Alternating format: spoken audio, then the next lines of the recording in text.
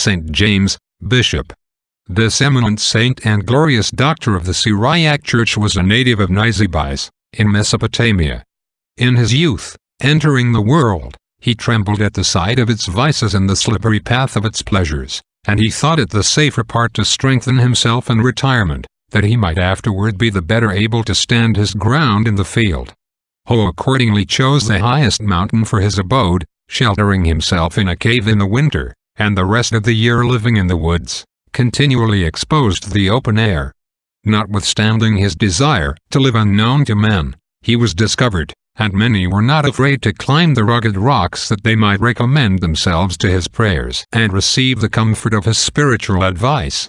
He was favored with the gifts of prophecy and miracles in an uncommon measure. One day, as he was traveling, he was accosted by a gang of beggars, with a view of extorting money from him under pretense of burying their companion, who lay stretched on the ground as if he were dead. The holy man gave them what they asked, and, offering up supplications to God as for a soul departed, he prayed that his divine majesty would pardon him the sins he had committed whilst he lived, and that he would admit him into the company of the saints.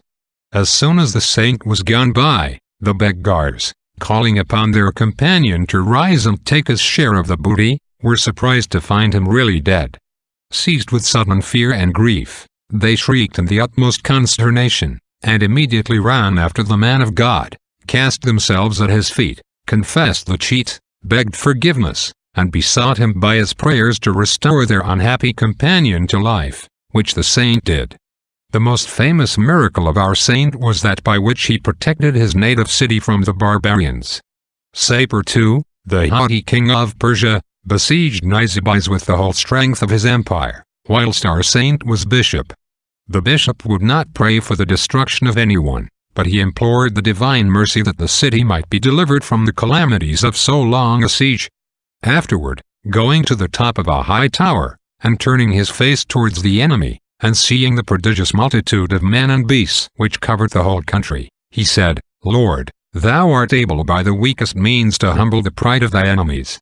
Defeat these multitudes by an army of gnats. God heard the humble prayer of his servant. Scarce had the saint spoken those words, when whole clouds of gnats and flies came pouring down upon the Persians, got into the elephants' trunks and the horses' ears and nostrils, which made them chafe and foam, throw their riders, and put the whole army into confusion and disorder. A famine and pestilence, which followed, carried off a great part of the army. And Sapor, after lying above 3 months before the place, set fire to all his own engines of war, and was forced to abandon the siege and return home with the loss of 20,000 men.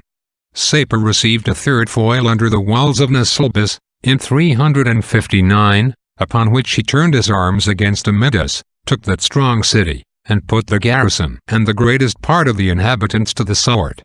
The citizens of Nisibis attributed their preservation to the intercession of their glorious patron, St. James, although he had already gone to his reward. He died in 350,